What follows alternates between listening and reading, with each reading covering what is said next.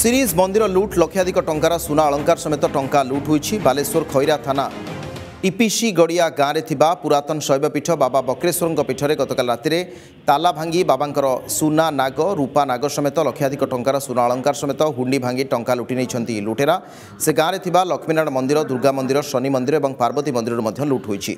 शिमुलिया थाना आनंदपुर गाँव में लुट होता जमापड़ी। सीसीटीवी तारगुड़िक काटी देखा मिली।